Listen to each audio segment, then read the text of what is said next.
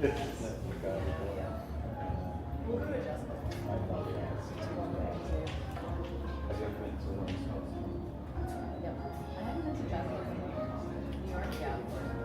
what's one? Where's that? There's so many. God. Imagine. The most famous one would be Dizzy's I've heard of that. right next to the center. Yeah, that was stunning. So it was one block away from my college, my university, so I would go there all the time. This is where the taste came from. ที่จอด Me living เปิดเสียง right next to the center. แล้วก็ใช้ในดิสใช้ลิงก์มาในดิส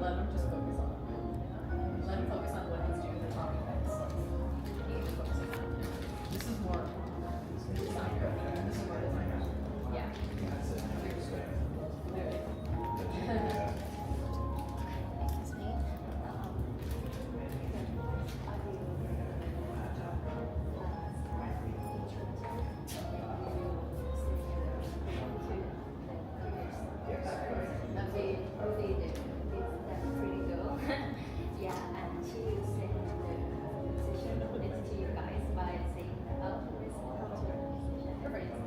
And then you'll do your thing at the end. Perfect. That works. Yeah. Yeah. Fine. I'm learning. เทสฮัลโหลเรามาเชื่อมกล้องลองดูที่กล้องได้จอกล้องโอเค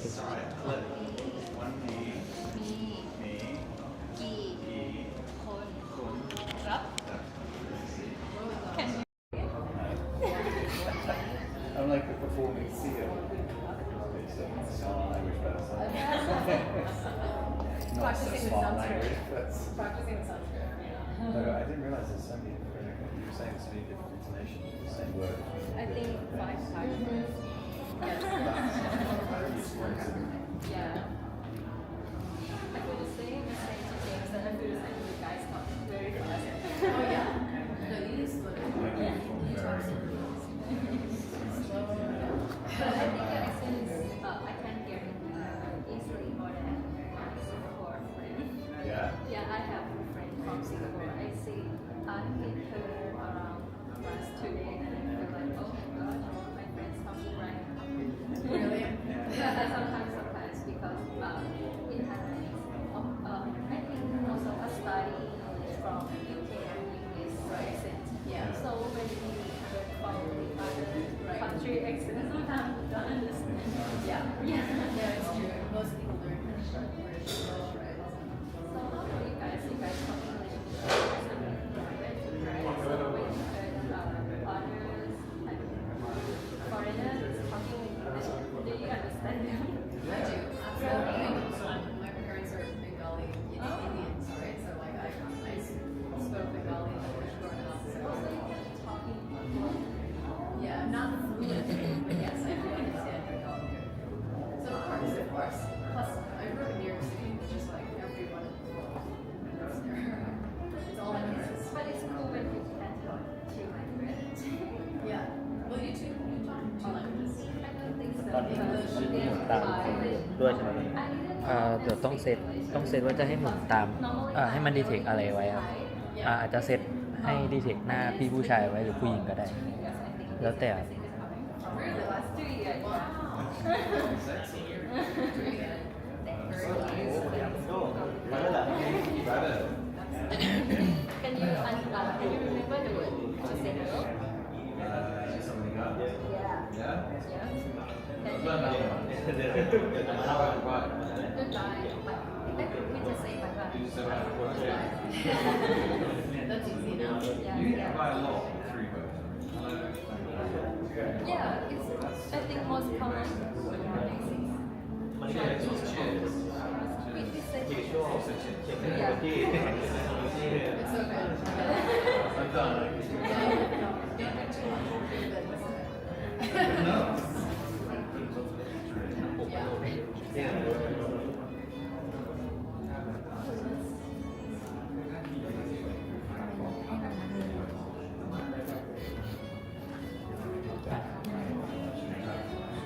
อุ้ยติดกล้องอ๋อไม่ได้ทำไมกล้องมันเหมือนมันดีเลยปะ ดีเลยดีเลย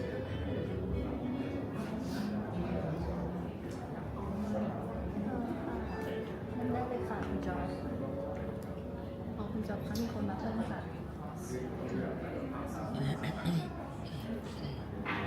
คนนั่ง Especially the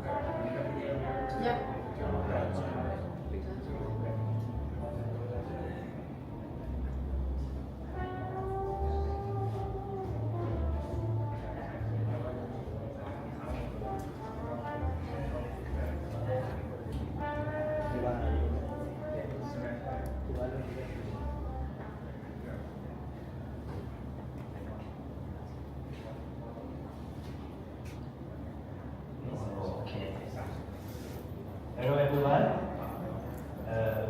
Yeah, Pimentel-Pinto. Yes, if you wait. Okay. Today we have an amazing event called the Human in Every Camp. Yeah. Yeah. Today we have an amazing session and amazing discussion about the human in AI. Okay. But first, we have a session about sponsor session. Kun Deep from the Campus. Cap. Yeah, okay. แค่นั้นจบ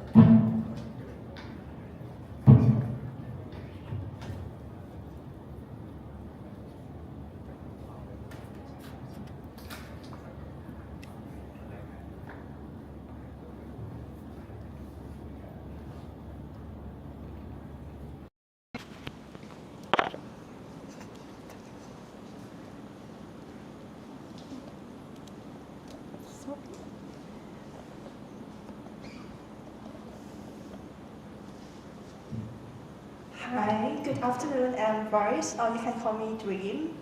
So I'm one of the members here at Campus. So as the representative of the team today, I would like to say that how incredible it is for our opportunity to support the AI collective and this community. And we are so excited and happy to have you all here. I'm working as a product operations here at Campus, but beyond that, I also define myself as human AI researchers.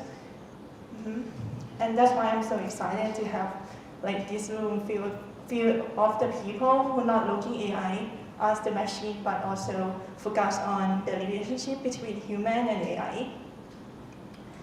Before we get started, can I have a quick count, like who's the first time here at Campus?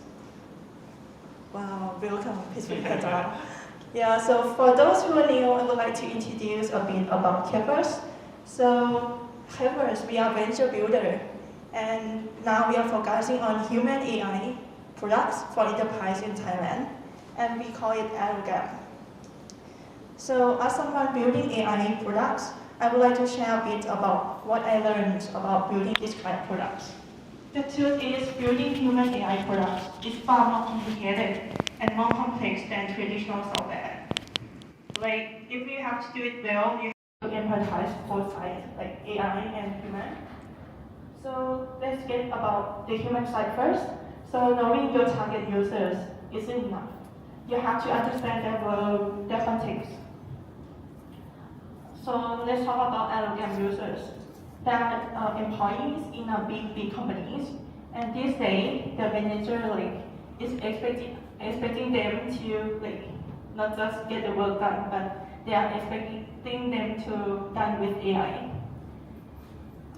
But in reality, it's really hard to expect every employee to master prompts. It's unrealistic. AI tool must adapt to how people actually work, because they might not have time to learn and sit there and learn how to prompt perfectly. And for the AI side, AI is non-deterministic. For example, you give AI the exact same input twice, you might get completely different outputs. So it's unpredictable. And if you want to get the good results, you have to train them well or guide them well. But the truth is, there are many research and studies also say that the AI adoption was caused by prompt complexity. So as the Arrogam, how we close the gap, we try to empower users to build a structured workflows, because we understand the real work requires multiple steps, not just one shot and go. So this kind of workflow is not just stopped by one, but it can be safe and be usable, even the entire team or a whole organization.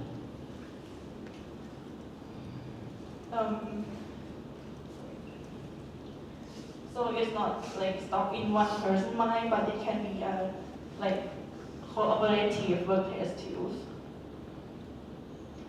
So what I would like to emphasize is that we have to the AI is not the hard thing now, because we have got the same access to same models. But the hard thing is we have to understand deeply about human, especially their environment, their unique context, and their expectations at first. So what is this is behind the scenes what we are doing here. And I would like to emphasize that AI doesn't replace us most of the way, but it augments us and empower us.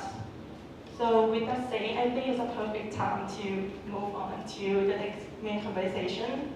And I'm so excited to listen it for you too.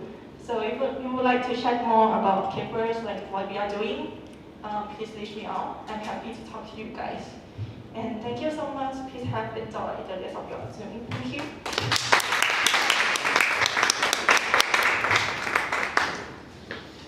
Okay, thank you. Good day from Kepers.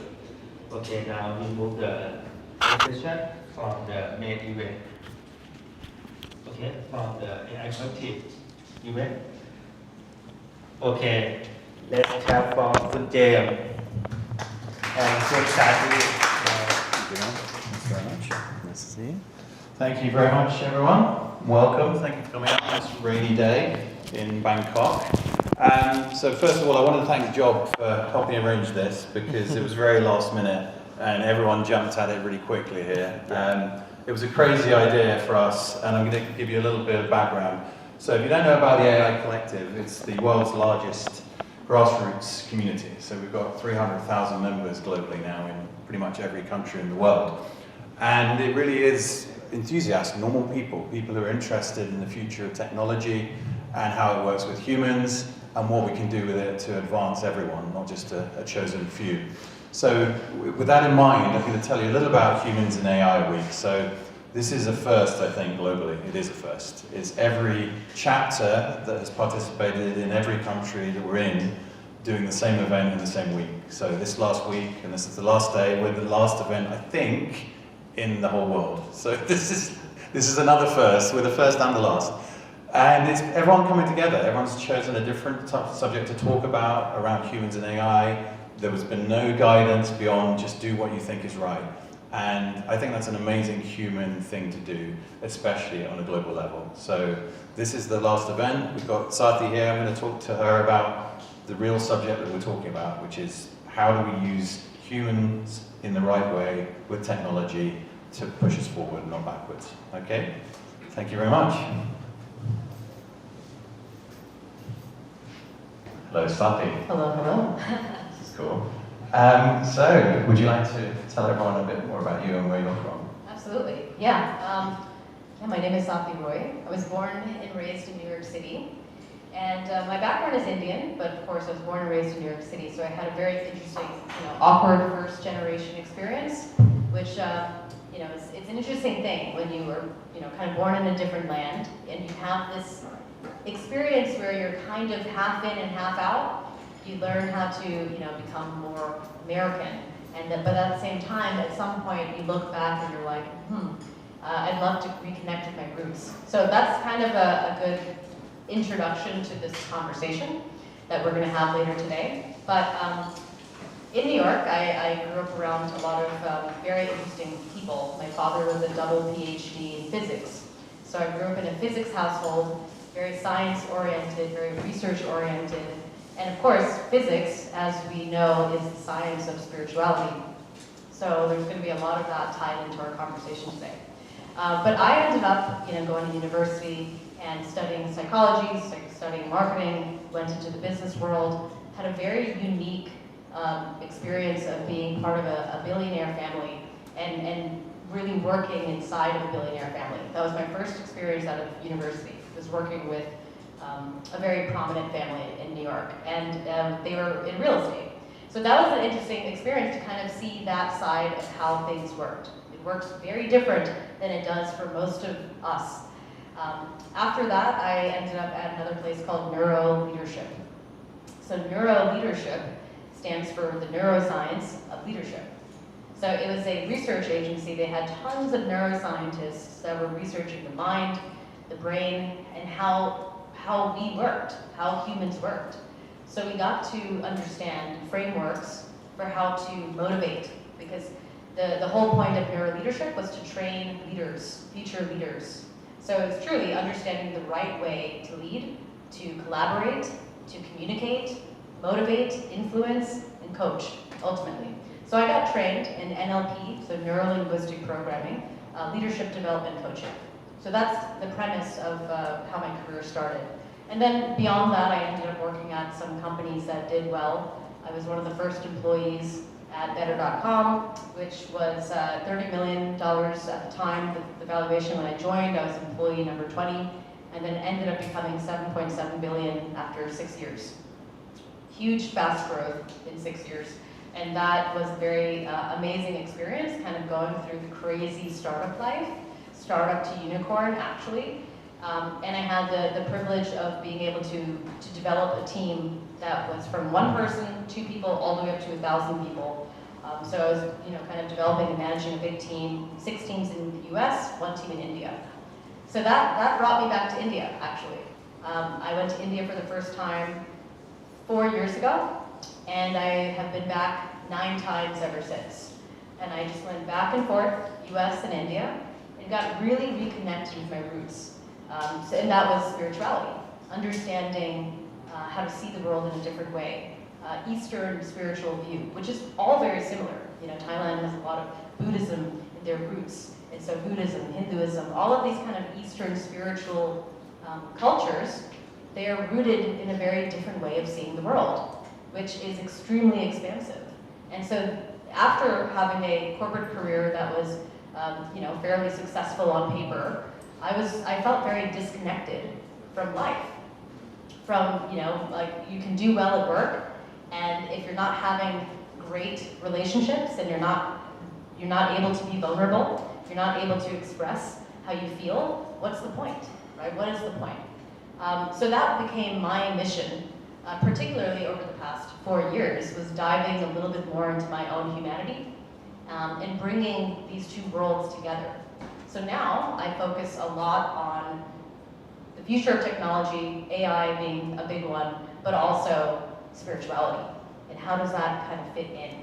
And I think that this is a conversation that a lot of people are having to some degree of what does it mean to be human, you know, can AI become a god, right? There's some crazy things that are out there, and we're gonna try to make sense of it in just an open dialogue, a two-way dialogue, but then also towards the end, we'll open it up to the audience and make it a three-way dialogue. Yeah, and so why Thailand? Why are we here? Thailand, yes. I think Thailand is a really interesting place. It's a place that has a lot of dualities. Like there's anything you want, you can experience here. You can have the best pleasures of food. You can have the best pleasures in spirituality. You can have this modern experience here as well. I mean, I know that Thailand is home to some of the highest concentration of female CEOs, which is absolutely incredible. So there's a big scene here in terms of the entrepreneurship and, obviously a very modern city, very modern facilities. But at the same time, it has very deep spiritual roots. And there's a very beautiful sense of culture here. And I also think I know that it's one of the only countries that was not really colonized in the area, right? A lot of us, India got colonized, and so Thailand didn't. I think that for many reasons, Thailand is very unique, and it has any shade that you want to experience. Hedonism, spirituality, modern technology, or ancient wisdom. So I find it to be a place that has a huge potential to grow very quickly. And I think that now that power structures are just changing in the world, Asia in general, this side of the planet is going to do very well. So I'm excited to have this conversation here because I think there's a lot of roots here. And I don't want that to ever be forgotten. I think a lot of, being born and raised in the West, then having reconnected with the East, it's very important for me to advocate for this way of life because it truly is the way that we should be constructing AI, is from this perspective. Yeah, and interestingly, before we started, I had a chat with Clavers about the possibilities of AI within the region, and one of the things that came up was that AI is an equalizer, potentially, as in it opens up opportunity for anyone and everyone. Do you believe that? Do you think that's true? Absolutely. AI is absolutely something that should be accessible. It doesn't really make sense if it's not accessible. It's strange. It would be strange. Every single thing about AI it just changes everything, right? So I think that AI does make everything accessible. It also neutralizes everything. It allows for intelligence to become abundant, right? It allows for abundance to become abundance, right? So yes, I do. I don't know if it currently is, but it should be. And I think that in terms of AI having these basic models, that's obviously very accessible. But this understanding of how to work with it, that's not very widely known. I look online and I see these content creators that are talking about AI, and they say, I have 27 agents that's automating my whole business, right? I don't think that's a very common experience. I don't think that's very known how to do.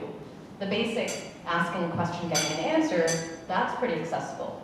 But how do we actually leverage AI to the degree that we could? That's not very accessible. But then you have organizations like AI Collective that are having these dialogues and bridging it with people, which is an amazing thing.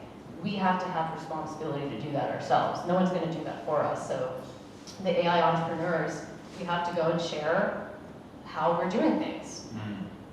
And nothing's a secret anymore. Technically, it's not. If you know how to build these systems, nothing's a secret. So to pretend that certain things should be held back, it just feels like an oxymoron a little bit, right? Yeah, and I think the access to the tools is wide. Anyone literally with $20 can log into ChatGPT or whatever. Now, is that still a very Western view of accessibility?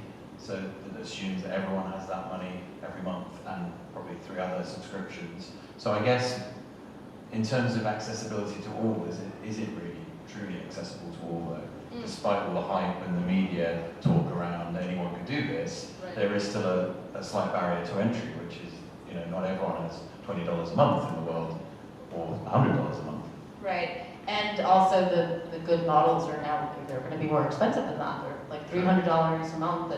But you're talking US models. There's other models around the world that are just as good and less money. So I do think that we have choice, right? We don't have to use the US models.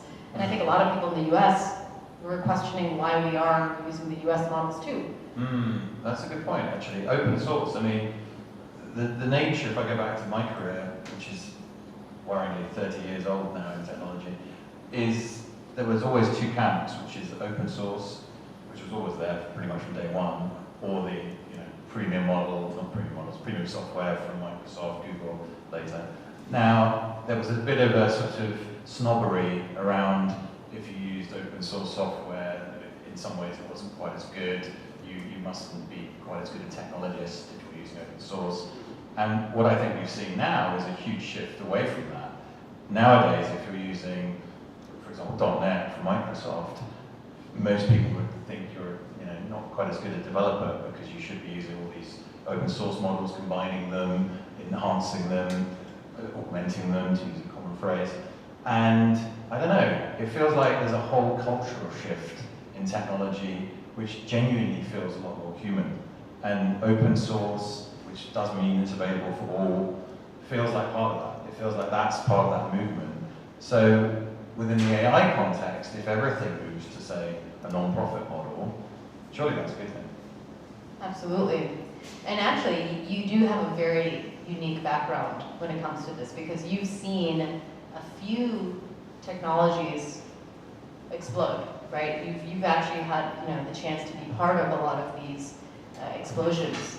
So can you talk a little bit more about your background and how it actually started and how you got here today? Yeah. I mean, I really was one of these early computer geeks, nerds, weirdos who had a computer at home in my bedroom very early, trying to figure out what to do with it and what could I do with it. I think it was a combination of a creative brain meets a technological brain, which still is there, and I think that is the basis of what we should all be doing now, and probably are all doing.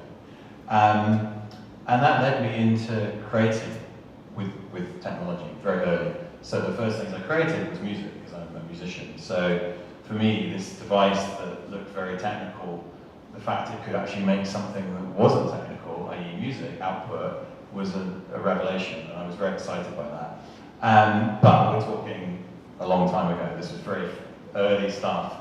So what it could output was quite limited, but it was still very fascinating. And then by pushing the technology more, very early in something called soundtracking, which you're all too young to remember, but it was basically a form of music making that was, again, open source, where you entered everything using code, like literally you write music using code, and all these 3 tracks would be moving all at the same time. You'd see the code moving, and you had to somehow work out that code meant this note, this code meant volume down. So it was a really strange mix of sort of technology meets creativity in its purest form. And I weirdly was quite good at doing that. So I had a lot of early hits in that little network. And we used to send 3.5-inch discs to people around the world, literally, by mail. So you'd literally send packages to strangers in Germany or wherever. They'd receive it. Some other guy would do some programming to make the visuals, and then it would appear on the front cover of a magazine in those days before the internet. So it was absolutely very cottage industry, nut stuff. But yeah, moving forward, I'm going to fast forward a bit. I went into advertising, and I was the new media guy. So I was the digital brain that could go into big advertising agencies and tell them what you could do. We can now bring a campaign alive using email. There's a new thing then. We can build your website that actually does something that can help you sell things. E-commerce, beginning of that. We're talking 2000 now. But also, we started using very creative technology early. So I built the first brand management system for a hotel company called Radisson, you might know, in 2001. So this was a way for their marketing department to basically manage all of their assets, all of their images, all of their marketing, logos, everything, but they could search it on a searchable website. So this was very useful. It saved them a lot of time, and it meant that anyone around the world could access this. So again, that was early digital transformation. And then, yeah, I moved into mobile in 2006. So I was very lucky to become Apple's first European iPhone developer before they launched iOS. So we were working with Apple secretly for about 3 months to work out the final stages of what was going to become iOS, which was all of the components for the interface, what could you do with the APIs, and it was fascinating because you were literally dealing with the people who were making this device that we now all use, and then we were working with them to figure out the last parts of what that should look like. So it was a really quite unique experience and moment in time. And it means I've had an input into something everyone uses every day, which is quite a wonderful thing to see. But also it taught me a lot about power of technology and the responsibility of the power of technology. Because even when we were working with Apple directly, we were questioning things and we were saying no. This is something that I think has been missed a bit recently, is you can say no. Even to Steve Jobs at the time, or the number 2, we said, no, this doesn't make sense. Why are we doing this? And they would challenge you back and say, well, because X, Y, Z. And that form of dialogue and positive dialogue in technology meeting a human interface, I think is really, really important. Really important, because it influences exactly where we are now, where people are talking about, will AI take over the world and every job? Only if you're allowed to. So that leads neatly onto that. It's pretty, I remember, the phone used to be just a communication device, right? Quite literally, you used to just use it to communicate with people. When iOS and the App Store came out, it turned from communication device to lifestyle device, right? And all of a sudden, anything you need ever could be an app. You just download an app and do it. So it completely changed the way that we interact with technology. All of a sudden, we went from using technology probably 20% of the time to make phone calls, to text, to 80% of the time. That happened overnight, just with the App Store. So you had a hand in shaping some of the first apps and how apps are made for multiple industries. Yeah. We created the first banking apps for Royal Bank of Scotland in London. We created the first sports apps, so the first live sports data apps. I remember that clearly. We did the England FA, Football Association World Cup app in 2008, and it was the first time that PA Data, who basically they had the data behind every single thing, they had never done a live app. This was the first time we did it. And you know how football in the UK is like a national sport. It is the national sport. It's taken very seriously. And on the first match, which was the first England match, the scores were coming in wrong. And so we're getting phone calls left, right, and centre from the head of the FA, from all these journalists, whatever. Like, the scores are wrong. We're like, oh no, yeah, you're right. And it turned out to be one tiny little character in the data feed from PA that had thrown the scores. So, but no one had done this before. So we quickly, there at midnight, we're fixing this thing and it works. But these were like groundbreaking moments in time, because once we solved that problem, then we've solved it for everyone else. So now it's easy to put together a live sports app. I could teach you in 1 hour with an AI programming sense. So it's fascinating to see how far it's come and how quickly it's come.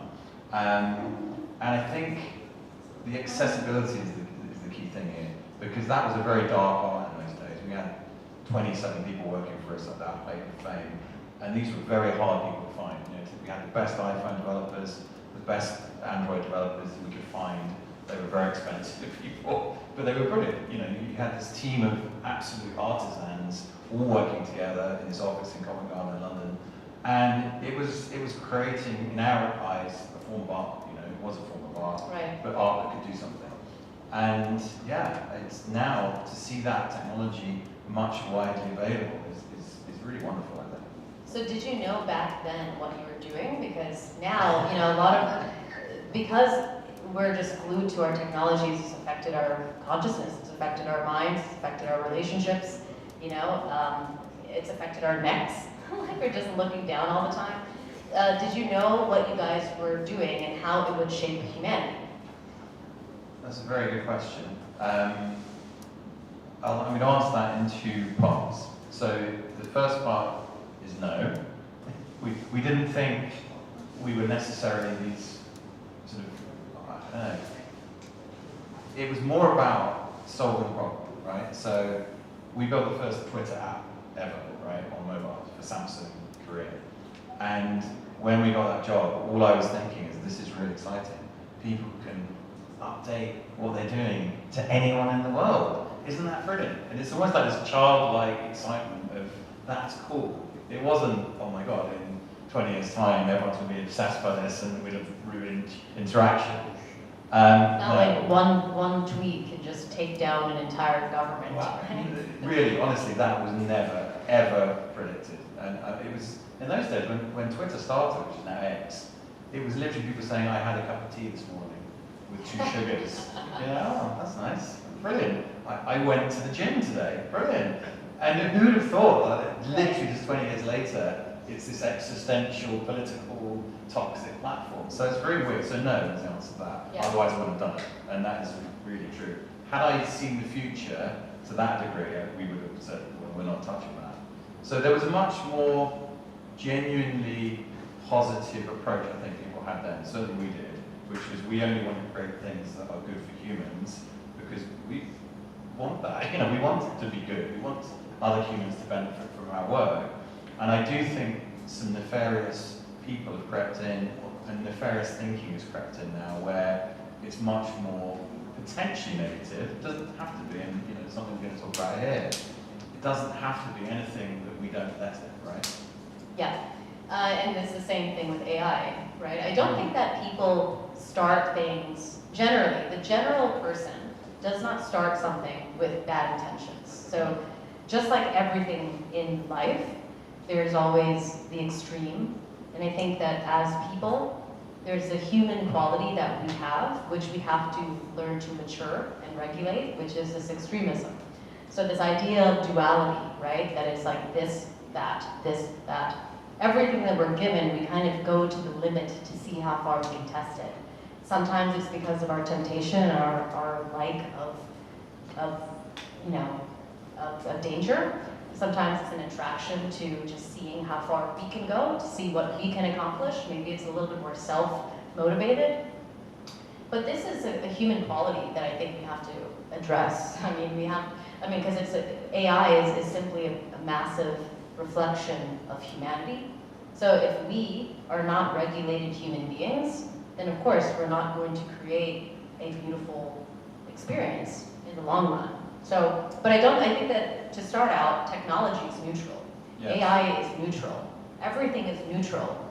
Anything, nothing is actually bad unless we make it bad. So we cannot place any responsibility or labels onto something like technology. It's quite literally, it's our responsibility to create what we want with it and to engage with it how we want to engage with it. I think it's very easy for us humans, people, to create a character that's like the bad guy and say, well, everything sucks because of this person, that person, this person. I mean, Altman is not the only person that is building with AI, right? I think a lot of people in this room are probably working with AI. I have an AI company. You've been working with AI. So I actually have a question for the audience before we go deeper into what we're going to talk about, because it's a rabbit hole. But of the people in the room, I'd be curious, I guess the first question is AI, right? What's the relationship like with AI? Do you work with it? Are you familiar with it? Are you a power user or are you new to it? That's kind of what I would like to understand before we go deeper. Yeah, so maybe we do like a show of hands. Like who here would consider themselves to be a pretty super like power user of AI and familiar with it? Okay, perfect. So actually just a few people, not that many people in the room. So then I guess the one after that, okay, so then are you familiar with AI? But more so probably on a basic level, like more of a beginner level. How many people would classify themselves as that? Okay, a couple more people. Okay, so you're advanced and you're basic? Oh, sorry. That's confusing. And okay, so how many people here are new then? They actually, like, this is probably a new, deeper conversation about AI. Would that be the rest of the room? Excuse me, pardon? Can you repeat that? Yes. So we first asked who here feels like they're an advanced user. A few people had their hands up. Then who feels they're more of like the basic kind of intro user, familiar but not like extremely techy. Then more hands came up. And so then the rest of the room, do you feel, is that more of an intro, more of an introduction to AI? We'll take that as a yes, right? Okay, great. So that's good for us to know. And then my second question has to do with wellness, spirituality, consciousness. What's the relationship like with spirituality in the room? Because obviously you came to this talk for a reason. This is a talk on AI and consciousness, which is, you know, a very unique way to introduce the Bangkok chapter and also end Humans in AI Week. So would people, who here feels that they have a spiritual practice of their own? They feel connected to spirituality. Great. Beautiful. And the others, it's something that you'd like to explore? Okay, great, cool. This is great. Okay, so that's helpful for us because we're gonna, you know, kind of define things that we're talking about so people understand it more, but I do think that we cannot talk about the subject of AI and the mass implications without understanding the human experience. So this is what spirituality is, right? So there's religion and then there's spirituality, right? So religion, of course, is different. You can practice whatever religion feels more, you know, attuned to you. That's different. We're going to talk about spirituality. Spirituality is my definition of it. It's really how somebody approaches life. It's this unifying essence of how we approach life. So it's how we think, it's how we feel, it's how we relate to each other. It's our understanding of how connected we are to ourselves, to people around us, and to the greater kind of collective and earth, right? So spirituality is really our relationship with everything around us. That's like a very basic definition of spirituality. And that's pretty important when we talk about something that is as massive, as accessible, and as you know, it's going to have a huge impact on that, right? Because AI is going to impact everything about life. So technically, we can't not talk about these subjects. So this is what interests me, because the human mind interests me, the human nature interests me, people from different cultures, the way that we approach life interests me. And so I think that in order to really understand, like, can AI replace humans? Can AI be conscious? These questions, these are key questions for us to ask, especially as people in the room that are power users or people that will 100% interact with AI, because there's no going around it. Yeah, and you mentioned collective. It's a good word, and it's a very relevant word. And AJ, who's our CEO, president in San Francisco, he actually had a conversation with Dario Amodei, who's the CEO of Anthropic, about what is the most important way of growing AI the right way. And Dario's view was, well, it's going to be developer-led, purely. That's what's going to lead AI to the next 5 or 10 years. And AJ and our position was, no, it's going to be community-led. And I think that's a really strong distinction, an important distinction, because community-led and collectively, if you look at all the members of this collective globally, think how many different people from different backgrounds and different views and different everything are all coming together to have the right ideas, right? So then it taps right back into what you're saying, because we can bring everyone together on that journey and everyone's contributed to that journey. So you can have completely different views, but the overall output is, I hope, going to be the right one for humans everywhere. And that's, I think it's the first time that level of conscious thought and wish has been part of a technology revolution since, well, it started really. And that's really powerful for humans, really powerful. What's interesting is that you see that these companies are hiring philosophers, right? So there was always this joke that, what are you going to do with a philosophy degree? Well, I guess now you're getting hired at some pretty high places in AI companies. And so I do think that, interestingly enough, it's actually the developers that are being impacted most by AI, and now all of these other skills are coming back to the table as being some of the most important. Neuroscientists, philosophers, teachers, educators, psychologists, and just leaders in general, right? So I think that like all of these other, I guess what you would say, it's not soft skills, but these other dimensions of how we relate, they're becoming the most important skills of the next decade. I think AI and consciousness is the conversation of the next decade, quite frankly, because it's going to be an interesting thing to see where we go from here.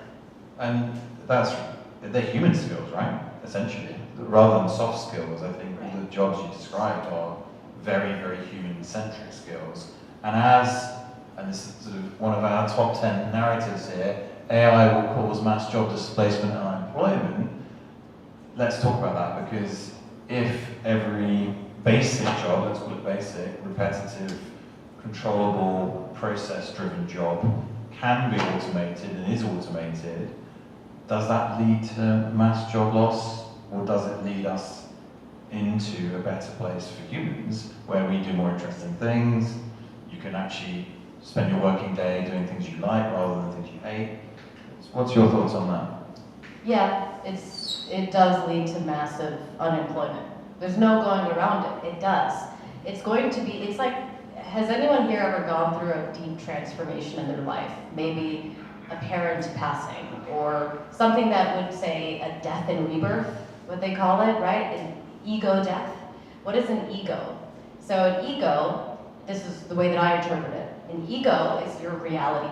So your reality is built up of your thoughts, your beliefs, your biases, the way that you process the world emotionally, the way that you express. That's your ego. Your ego is everything that you believe is true.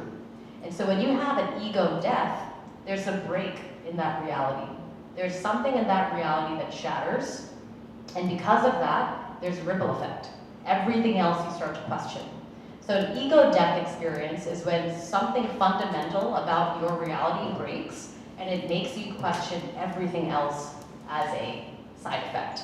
So an ego death experience is a pretty deep transformational experience that we will all go through multiple times in our lives if we're leaning in, right? You can avoid ego deaths if you do the same things and you don't kind of lean into changing, and you're not someone who really likes to change. I think that naturally, we as humans don't like to change. I think that the quality of being open to changing and being resilient is a skill. It's a skill that you learn and download basically into your system through practice. It's very uncomfortable. It's the most uncomfortable human experience that connects us all together. Because if you think about it, there's not much in life that is fundamentally universal for all of us. Not much. There's not much we can say is true. But there's something that we can all connect on, is this human experience that we have here, where we are brought up into a world, shaped, molded, and slowly but surely kind of deconstructing through disappointment, through heartbreak, through setbacks, through life experiences that pretty much make us more humble. So the whole planet is about to go through an ego death. That's the most direct way I can say it, because you have an entire, kind of set of industries that are being disrupted. So is it going to lead to job loss? Yes, absolutely. And especially in certain countries, right, where there maybe were more jobs, around a certain kind of area. So I do think that we have to be honest with each other, and we can't just gloss everything over, right? Is it going to lead to a better place? Absolutely, but it's going to take time. And I think that we as leaders in the room, we have a responsibility, especially if we're comfortable with where we're at in terms of ego death or business, right? We have a responsibility to lend kind of a helping hand and support each other. But ultimately, we were never meant to do repetitive tasks in the first place. So if you think about our core human nature, what is our core human nature, right? We have to think about it outside of what we've been told, because most of who we are is because we've been projected upon and it's been shaped. Most of who we are is, and especially, you can see the difference between the West and the East in this respect, right? I grew up in an Indian household, and I have this, I've seen both sides of the coin, right? In the West, the good thing is that it is more fluid, right? It is more fluid in terms of how you can express and who you can become. Of course, there's some pros and cons to that in general, but in that sense, it's a little bit more fluid. And on the east side of the world, it tends to be a little bit less fluid, which is interesting because culturally, it should be the opposite, right? If you think about like where we all came from, like it should be the opposite. But of course, culture and spirituality is different. It's not the same. Culture is influenced by society, politics, mostly, and spirituality is kind of the essence of where our people kind of came from. So I do think that humans are not meant to be doing the same thing over and over again. We're very fluid in nature. We're not meant to actually live in one extreme or the other. We're meant to be very, very dynamic, because we are dynamic. If we really kind of give ourselves, are honest with ourselves, there's nuances. So if you think about, how can a human respond to a heartbreak or something a little bit more concrete, like the death of a family member? There's 100,000 ways that a human can respond to that. It's so nuanced. And so even if you're training a model to emulate grief, right? I mean, at the end of the day, we're still training these models to emulate human nature, which I think we can get pretty far to have it emulate, but it's not going to be the same. Another thing about the human is that we love to believe. Like, we love to believe in anything, right? I think a lot of people would love to think that we are rational. It takes a lot of work to convince me of anything. I have great, I'm a tough cookie, but we're not. We literally will believe almost anything that's told to us if it's delivered in a specific way. This is why politics is politics. This is where the word propaganda has come from, right? Look at social media, to be fair. Social media has shaped most of how people feel about every subject in their life. Now, of course, there's people that go outside of their bubble and they read and they listen to different perspectives, but for the most part, if we're talking generally, we're highly influenced. We absorb everything. So I think that knowing that we love to believe in things, I see this happening with the AI narratives, like all of this. This is the top 10 narratives that we pulled from the media, and like we want to address this in our conversation, because even the conversations about AI are very, very binary. It's either going to be the best thing for the world, or it's going to be absolutely horrific and we're all going to die in 5 years.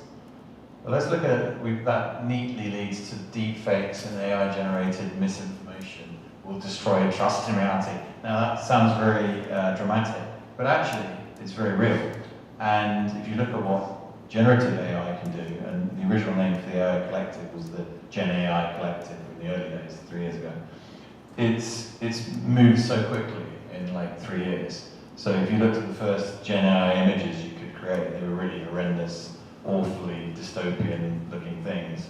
Now 3 years later, I worked with film for a long time, and I can literally create stuff that looks like 35mm film, beautifully shot on exactly the film stock I want, with exactly the right lighting and color grading, and your average person won't be able to tell that it's not real. Now, that has a lot of implications for truth in the world, not just in business life, but in real life. If you see a news headline that we're all conditioned to believe, if we see something on the news, whether it be on TV or in print, or now on social media, you look at the image, you read the story and you make a perception. Now, if all of that has been created by generative AI, where does that leave us as humans? Yeah, I do think that with today's best models, if you are observant enough, you can tell it's not real, but I do think a lot of people are not able to tell. Like, I know my parents cannot tell what is AI. So I'm always telling my parents, like, Dad, that's AI, right? So it goes back to human nature. If we, like, in the spiritual path, the kind of definition of enlightenment is really higher levels of awareness. So another word for enlightenment is awareness, right? Having very expanded awareness. Because the more you know, the more you can see, the more you can understand all of these different shades of life. And this leads us to another spiritual concept that we talk about called non-attachment or detachment. So detachment. I never really understood what detachment was, because you hear the word detachment and you're like, it's almost like you kind of detach, right? You're not really caring about something. But the real proper way, like a healthy version of detachment, is actually experiencing and seeing everything, right? Because if you are able to step back and be the observer, which is another thing we talk about a lot, being the observer, then you can see and understand people, right? So why are neuroscientists, psychologists, philosophers, sociology, like educators, why are they going to be very much so important in this next chapter? Because they are people that studied people, right? They are people that trained people, that taught people. They had to understand people. And so who are these developers talking to create AI to interact with people? Them, right? So there are like certain people that are just naturally more observant, maybe because of their job, right? Because they like that stuff. Like me, I've always been a natural observer of people. I genuinely enjoy understanding people. And I think that it's very helpful to be practicing that skill, practicing being in the observer, because the more you can observe humanity, the more you can detect what is not, right? What is AI? So, people like my father, physicist, researcher, science, brilliant guy, he's a genius in what he does, but he's not a genius at certain other things that you would imagine are more simple, right? Like knowing if someone's lying to you, or being able to feel if someone has an agenda, or being able to see if something is a real video or AI video. And so ultimately, it's going to be important that we all practice this skill of discernment, of observing, because then we'll be able to tell what is actually real or not. And so we are moving into a world where there's going to be a lot of fake, a lot, right? So going back to what we're talking about, that we people, as a people, we love to believe in things, we're going to have a lot of noise, There's going to be all these, they're having it now in different countries where a politician, they're making a deep fake of a politician saying something, and it's like completely killing certain people's campaigns, right? Because someone is saying something that, that is just not true. It's definitely a world where we're going to see a lot more illusions. First of all, life in itself is one big illusion to start with, because nothing is necessarily real or solid. We know this from physics. Physics has already proven that energy exists.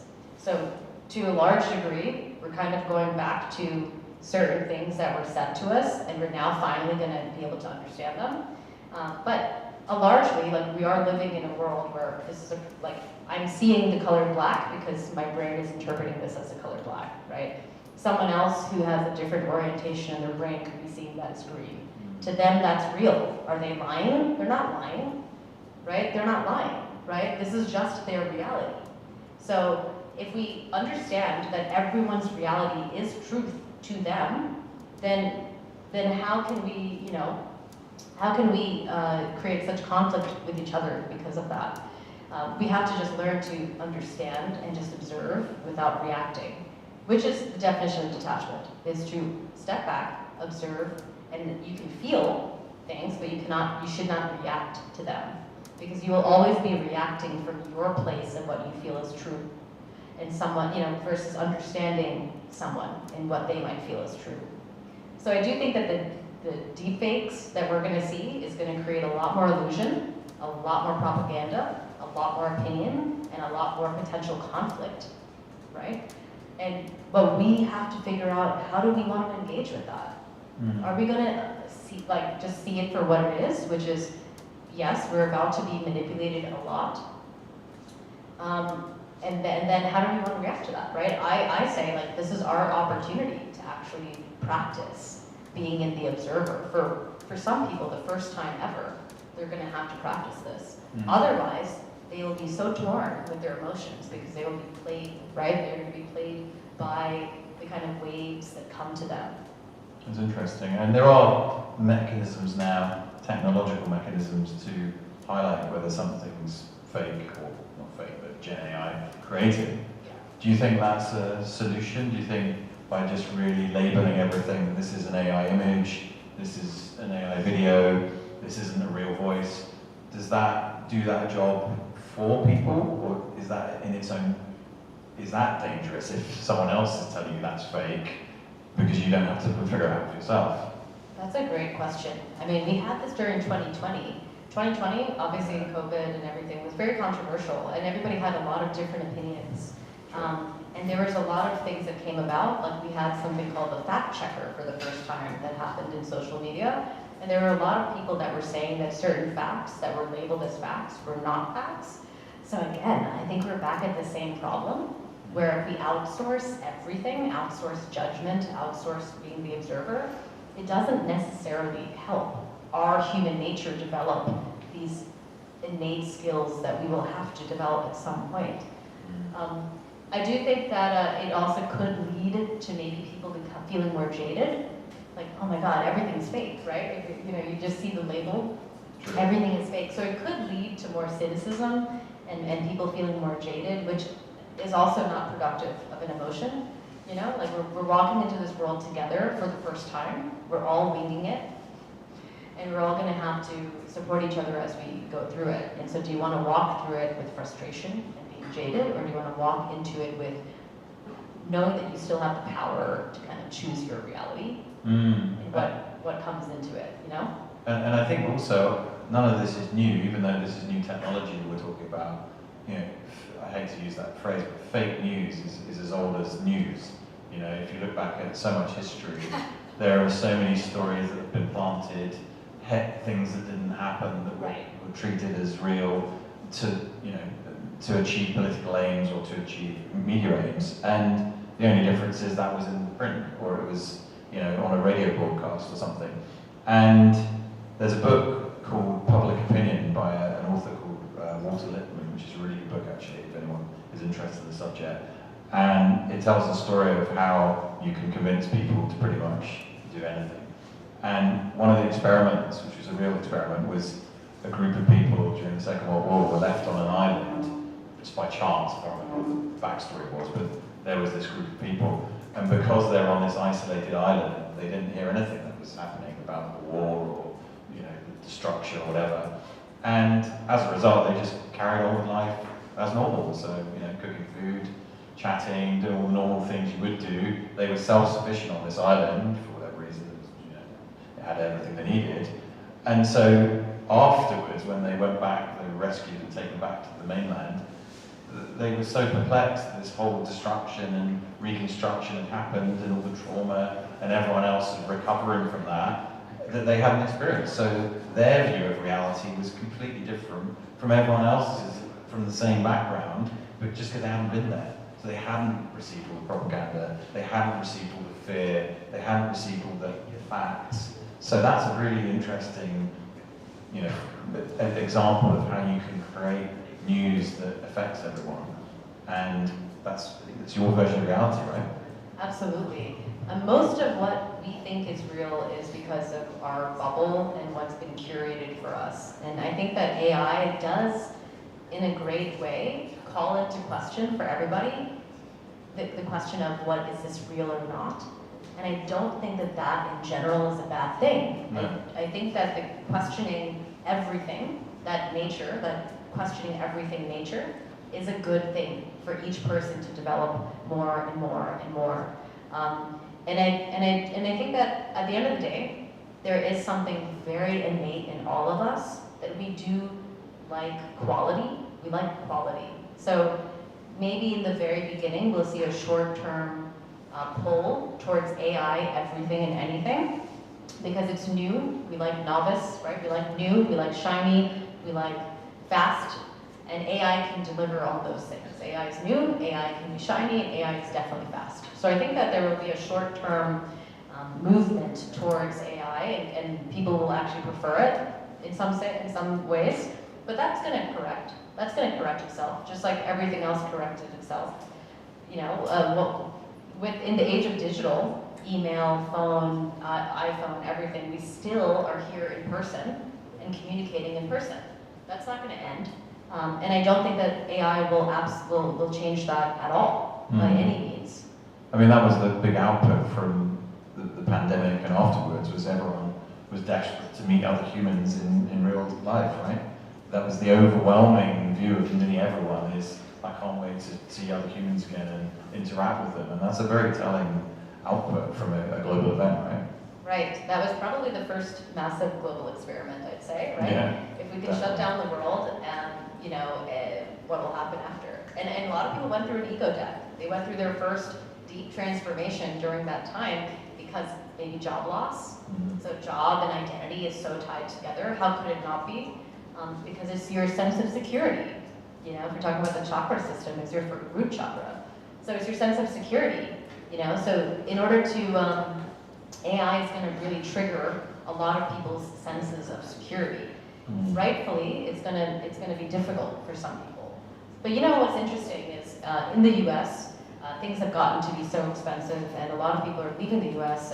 And at one point, it was a great place to go and build a business and make money. It was at one point when my parents moved and everything. But that's changed, and I think that the more we can stay sober, the more we can just stay real and rooted in reality and make decisions that are just objective, the better. And you know, people have left the US because they would rather live in different countries where they can be more comfortable. India, Thailand, right? You see so many foreigners have moved here, and they love it. They love it because they can actually live life here. It's amazing for the country as well. It's amazing in terms of getting diverse ideas, because America did do very well because of the amount of immigration, right?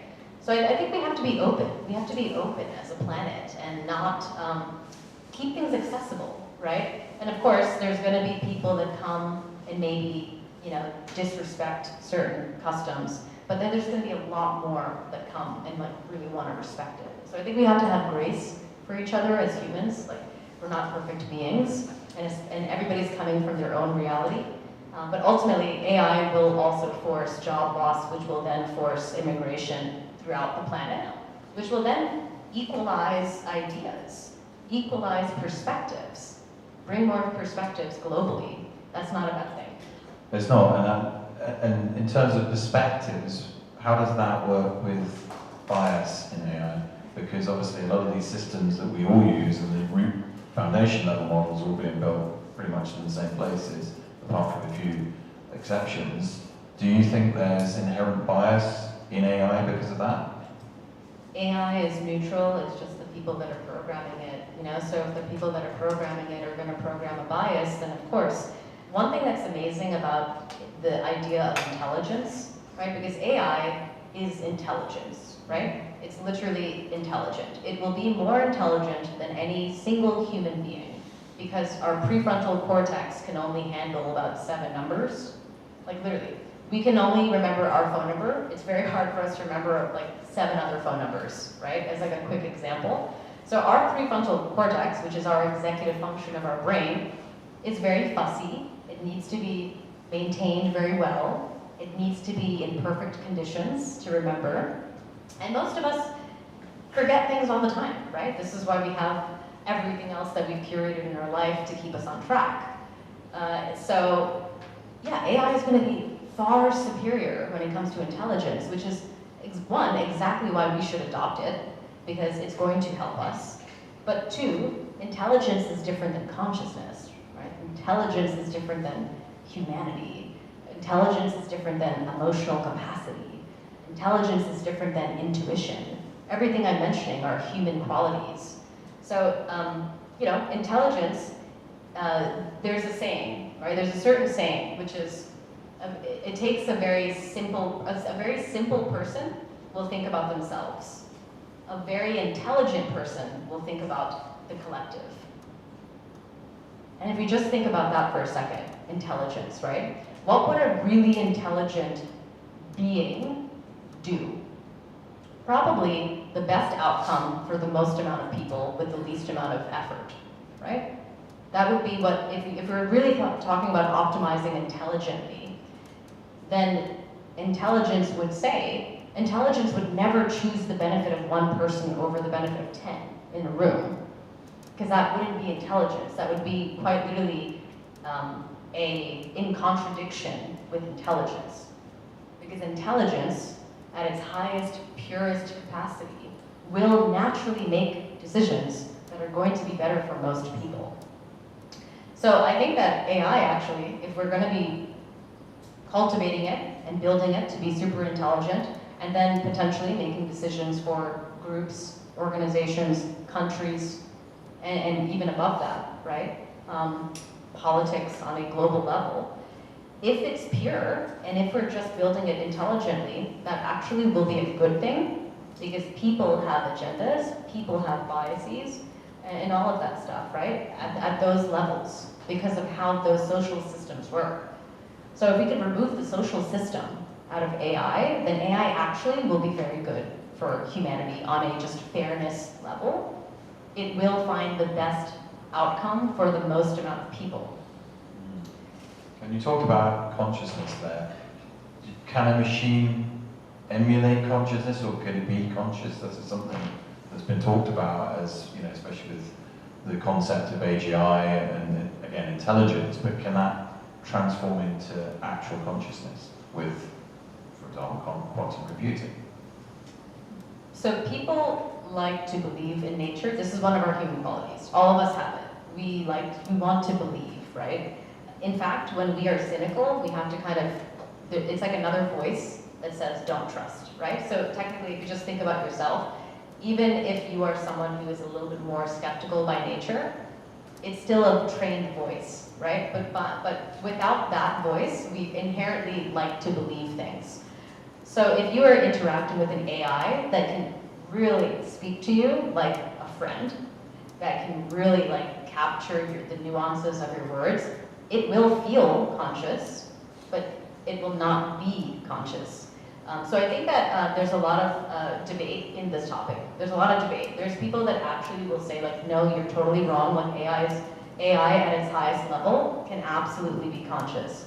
But I don't think that's actually true, because what's your definition of consciousness? Is your definition of consciousness something that feels and sounds human? Or is your definition of conscious something that's alive? My definition of consciousness is something that's alive.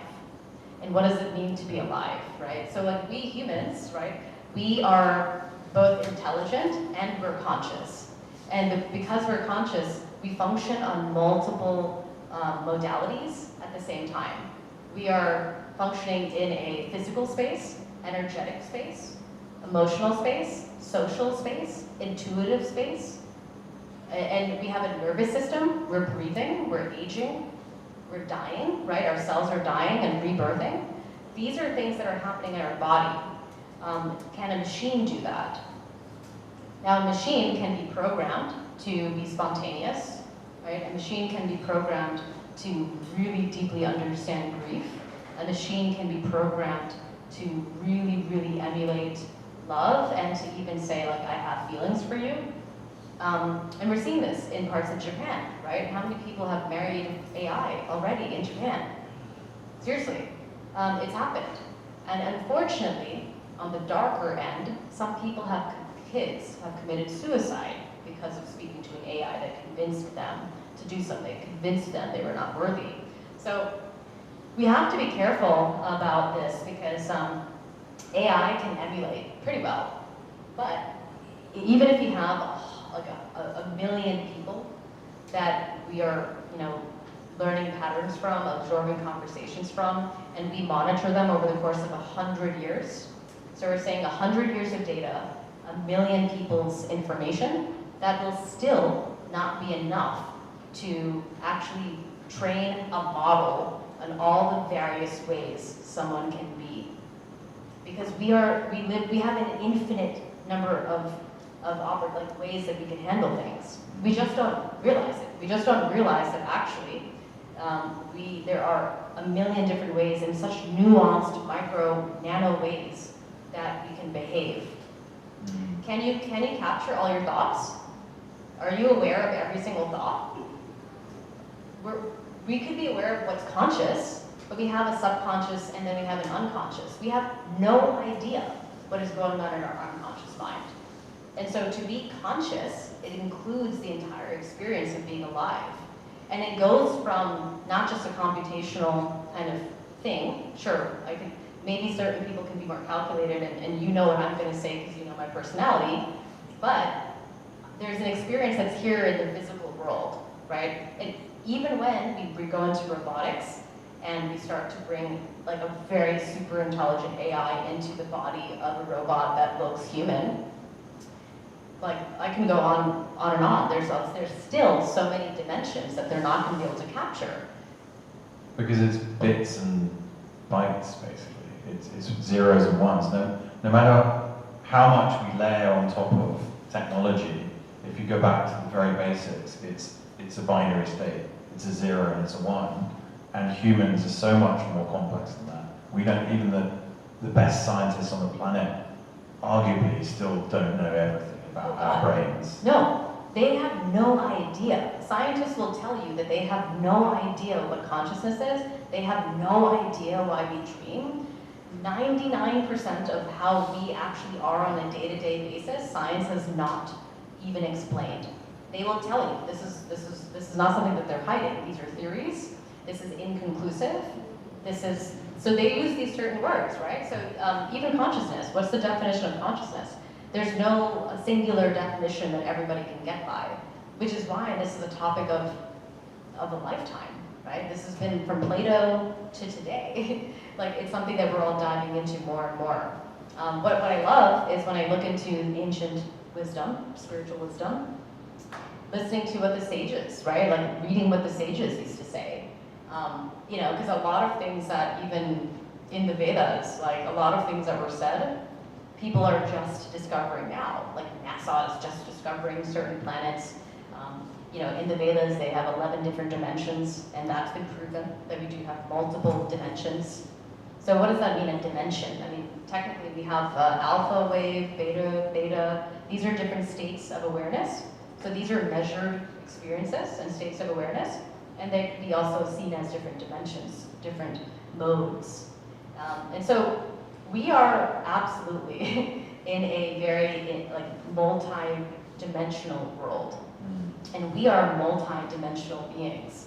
We have absolutely no capacity to understand with our conscious mind how we are.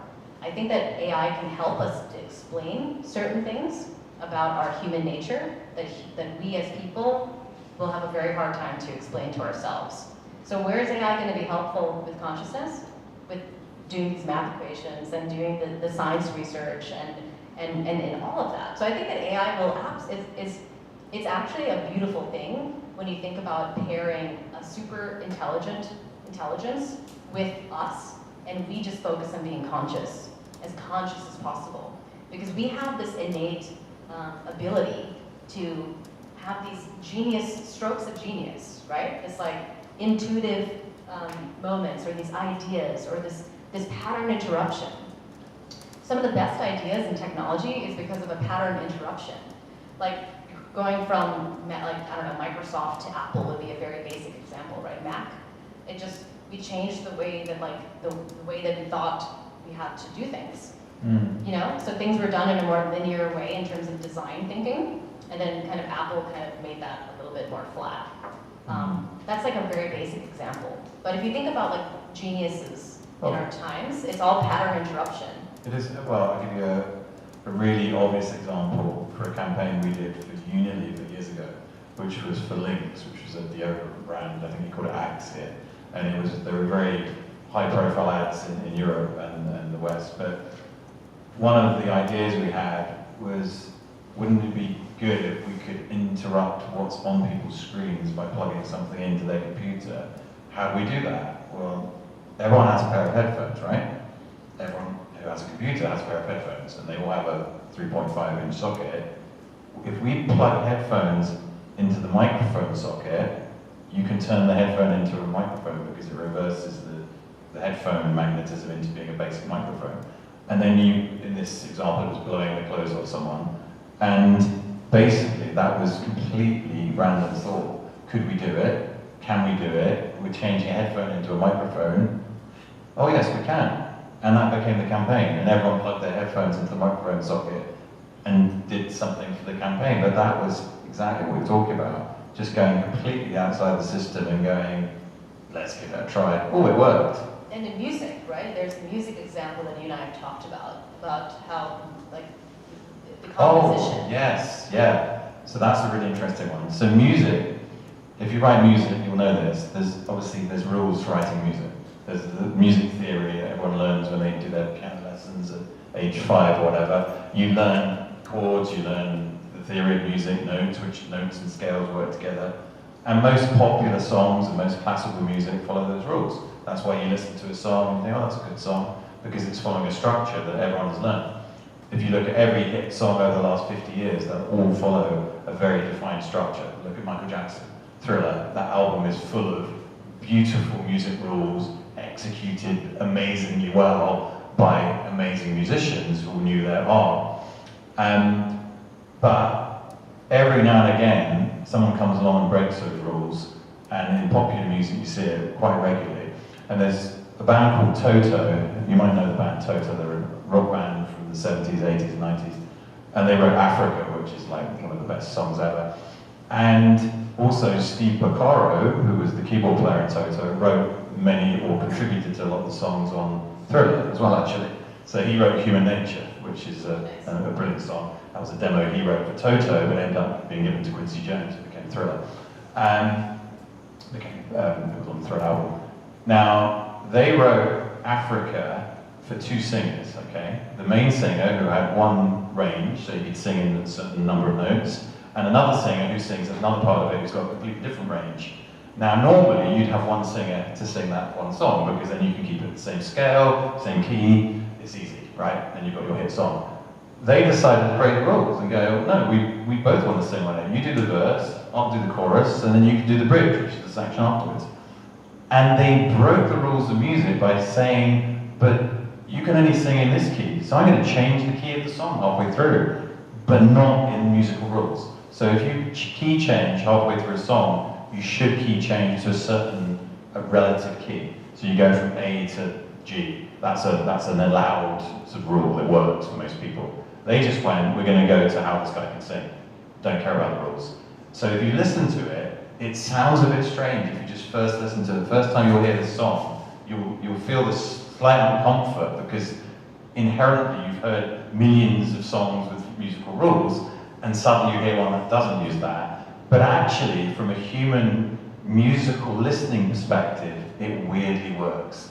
And it's now, and because of that, those 2 songs where they both did the same thing, they both switched the keys illegally, became their best-selling hits ever. Because inherently we went, oh, there's something weird about that, but I like it. Mm-hmm. And that's the best example. That's human nature, is to pattern interrupt. So even if you program the AI to say, hey, break a rule, like every now and then spontaneously, it'll break the wrong rule because it's still a machine, it's currently still pretty dumb. So, you know, like you see it, we all work with it to some degree in this room, that it can break a rule, but then it breaks a certain rule that then breaks other rules that shouldn't be broken. So we, as conscious human beings, have this beautiful understanding, this nuanced understanding of what rule we can break while keeping everything else intact, that just creates these strokes of genius, that innovation, right? That innovation. So now AI will be very, very intelligent and will be an incredible partner for us intellectually, and really, really superpower our ability to create different things, and even and build our resources, but it will not be a genius in that way, like an innovative genius in that way. Well, something you're building for your business, I mean, that is a really good example of trying to train the machine to be as human as possible. What have you seen from doing that and being so involved with that? It's super difficult. It's like incredibly difficult, and I have the kind of background to do it, but it's incredibly difficult to build something that really has that right level of nuance, that it's a conversation that feels like you're talking to a really direct and transparent friend. Like, so the whole... Do you want to explain a bit to the audience what it is? Yeah. Well, I'm building an AI for my company, OM, which stands for Our Highest Mantra.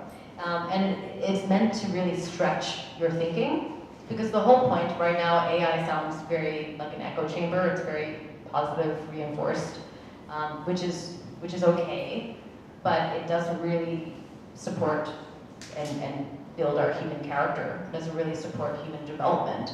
So building an AI for human development, it's supposed to help you become more aware, right? Because everything about enlightenment is just awareness. And so it's built to give you various different perspectives, built to give you different context to support the different perspective, built to challenge your assumptions, and then built to support you make a decision, right? That's actually really difficult to do, really difficult to do. You know, and even with voice training, if you put 10,000 hours of voice, you know, proper voice training into it, it'll get there. So I think that we could emulate voice kind of well. We can emulate pauses, the ums, the awkward stutters. Like, that'll be important to build that into the proper voice. But gosh, the actual personality, it takes a long time. We're still developing it. So, but we're gonna have a V1 that's out pretty soon, and that we'll share more publicly. But it's a very difficult thing. So even with the neuro-linguistic programming and like all of the spiritual wisdom books and everything, I mean, it doesn't really matter. It really doesn't matter. You can know everything and still not know how to apply it at all. This is why we have the smartest people in the world. Still, they probably would not survive an apocalypse, right? Because there's certain things that are just different. The smartest person in the world will tell you they don't know everything, right? It's the irony. The irony is that we're like, these narratives, they're trying to create this propaganda campaign to get us all fearing intelligence, when in fact intelligence will be the one thing that's actually supportive of us, as long as it's built properly. That's really interesting, because obviously if you look at training a model and training a voice model and a language model, it's a massive use of resources, right? Oh, yeah. So in terms of not just time and human resource to train it, data, but also, this uses lots of power, it uses lots of compute resource, water. Now, is that sustainable if everything keeps scaling at the degree it's scaling at the moment? Or is this going to lead to real existential problems with power consumption and sharing that power consumption globally? We've always had the ability to kind of power the planet in different ways. So it's really just a matter of choice, I think. But like one great example is like nuclear, right? Nuclear, we could have made nuclear power for everybody, but instead, governments made nuclear weapons. So these are the things that there are alternative ways to power this system. But again, if I'm being totally honest, I do think that a lot of this is part of their own kind of propaganda to create a certain sentiment, to then result in us, operating in a certain way. AI, for us, it feels like it's developed so quickly. We're like, oh my gosh, it's changed so much in the past 6 months. But the reality is that this was developed decades ago, right? So whenever something is given to the public, we can safely assume that it's been around and it's been in use for at least 1 decade, right? We're always the last people to use models. I know this because of other technologies that are out there. We don't know at all how much more advanced we actually are in terms of technology. Like there's a museum where they had it was like a spy museum, and it was like this little fly or like mosquito, and it was a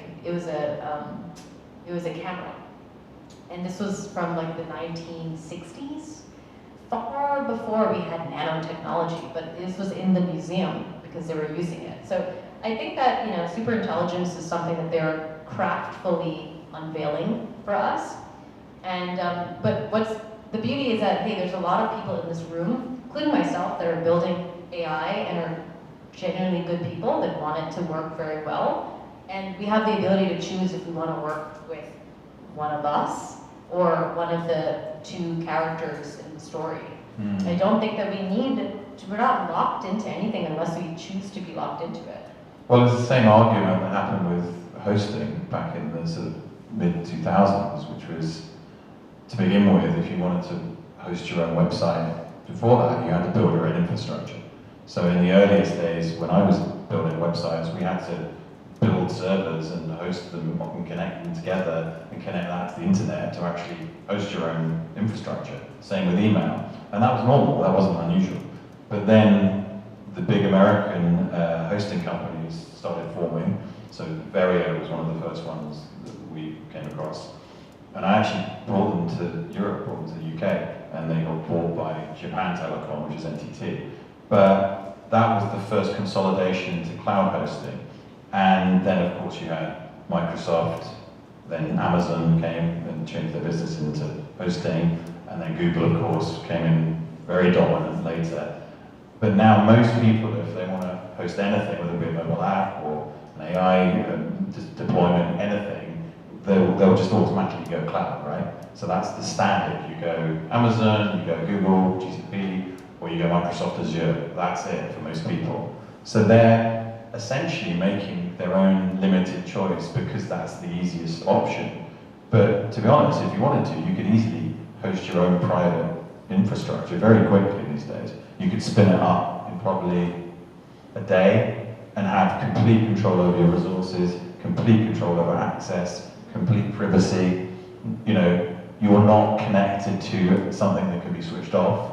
So why don't more people do that? Question. Right. Well, that's where the education comes in. That's what's not accessible, is the understanding of how to be fully sovereign and create things independently. That's what we need to talk about more of, because that's what we need to do in this next chapter of life that we're all going to be walking into. We actually should be prioritizing our own kind of sovereignty and working and choosing where to put our money and our time and our effort. Who do we want to work with? Who do we want to support? Because we do not have to support the 1, 2, 3, 4 names that seem to be the most dominant. We actually do have a choice, and AI is unlocking that. It's unlocked a lot of autonomy. But if you look back in ancient civilizations, all of the earliest civilizations, they were highly technologically advanced, right? Highly technologically advanced. And they were also extremely mystical, very spiritual people. They understood how the planet worked. They understood how, you know, being in tune with the planet. They understood the power of all of that. You know, there's something to be said about everything that we've been taught is silly, and how that actually is probably the only thing that's like fundamentally real. There's something to be said about that. So I think that I welcome this next era, because I think that people that were maybe previously overlooked or kind of looked as a fringe case, they're going to be coming into the forefront as really showcasing a model for the future. You know, we're in this new age. I'm going to go completely off-piste now. Great. Which is, you've just triggered a thought in my head, which is if we become essentially this new age of humans who live completely different lives, in many ways much more pure according to how we used to live, and then we have our machines over here doing all the things we found quite boring and generating good things for us because we've programmed it that way. Do you think we become almost like a sort of hippie idea of the 60s, where you can literally sit around on sunny afternoons playing guitars, writing love songs, and I'm not being cynical, I really like this idea, because I'll be there. But is that a real potential future in the next 5 to 10 years? Or is that just a pipe dream? Because I see all this stuff, and I'm really interested to hear everyone's thoughts here. But I read most of these, which are the common talking points of AI in modern media. And if I'm honest, most of that I think is bullshit. I'll be out there. Because it's all in our control. You know, let's take one at random. Loss of human creativity, authenticity, and meaning. Only if you let it, right? It's back to what you were saying earlier on. You don't have to use Gen AI. You don't have to create a painting using prompting. Go and get some paints and paint a painting and sell it and put it in an art gallery. I can do that, you can do that. So there's no one actually forcing us to change what makes us inherently human apart from ourselves. But to be fair, in order for someone to even get to that stage, they have to go through some deconstruction. They have to deconstruct the way that they live their current life. Because most people are going to transition from step 1 to step 2 versus step 1 to step 5, right? Step 1 to step 2 is, hey, I've been told my entire life what to do, and this is the way to properly live my life. Now here's the next step, I'm gonna do that. So yes, I'm gonna outsource my creative vision, my marketing campaigns, my visual design, all to AI. And therefore, yes, there will be a loss of human creativity for people that are just using it and just taking that next step. But we're humans. We have our souls have a journey of deconstruction. This is the whole point, that AI is going to trigger a massive global ego death for everybody to some way, some degree. And then, yes, like they will kind of move to that next phase, which is actually, I think I have a better idea, or actually I don't really like this anymore. So it's in phases. I think that we're going to see absolutely what we're going to see. But it is absolutely not the end. It never was the end. It never will be the end. And in fact, there is so much more that we actually can contribute to each other than we have been. We have been quite selfish as a humanity for a very long time. And now we have to kind of look into how do we share our resources, our ideas, and take care of each other. Mm-hmm. This is going to be a big humbling for us. Because everybody, including myself, coming from the corporate world and choosing to leave all that, become a founder, dive into my own spiritual journey, I went from a massive different place when it came to my lifestyle, right? My lifestyle used to be very one way, and now it's a lot more humble. And that's, thank God, right? That was such a beautiful character development moment for me. And so, yeah, if we're resisting the change, it's gonna feel horrible. If we're resisting the hard part, it's not going to feel fun. But but we have to go through it. It's inevitable. And it's also okay. Everything is okay, right? The soul is far beyond what AI can do. But one thing I wanted to ask the group is, has anyone heard of quantum AI, quantum computing, right? Okay, so that's interesting, right? That actually changes things for me a little bit, because quantum's a different realm. So maybe we could talk a little bit about the current classical coding. Classical coding is that 0 to 1 that you were mentioning, right? Which is binaries, yes, no, on, off, true, false, which obviously is so not how the human capacity works. We are way more nuanced than like yes and no, right? Black and white. We're literally infinite rainbows. Okay, I'm gonna stop making cheesy comments, but it's true. It's true. So this classical computing is very, very basic. It'll be able to emulate human, but it won't be able to be human. Now, quantum is interesting. Quantum is interesting. Do you want to explain a little bit about quantum? Yeah, I mean, essentially we've been using the same computing metaphors for the last really 70 years, I would say, maybe a bit more than that. I don't know if you guys know the history of computing, but a guy called George Boole invented Boolean logic, who coincidentally is the ancestor of Geoffrey Hinton, one of the godfathers of AI. That might be a coincidence, I doubt it. Anyway, that's a side story. But this whole logic of 0, 1, 0, 1, on-off state basically powers all of the chips, it powers all of the transformers, it powers nearly everything in this room here now today because of the emergence of the microchip. And it's the basis of modern computing. So when we did our computing science courses and were bored to death by it, that was what we got taught. We weren't really taught how to change the world or how to solve problems, which I think was a fundamental teaching problem. That's another story.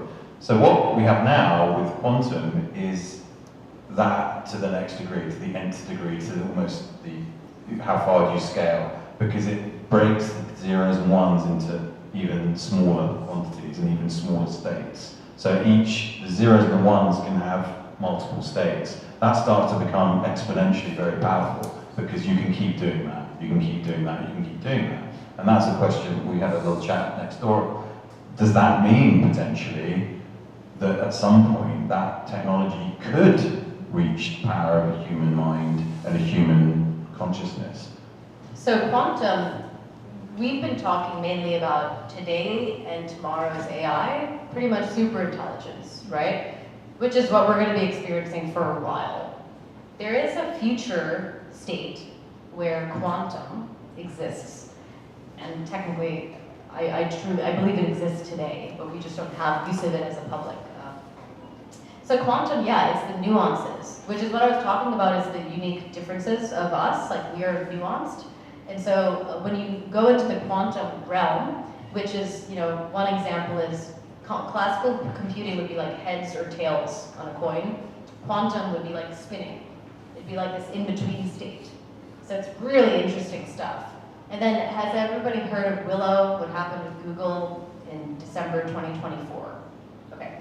In December 2024, Google had a quantum chip, and they said, this is what they said, they named it Willow. So if you look up Willow, December 2024, it's our first or only kind of media example of what quantum can do.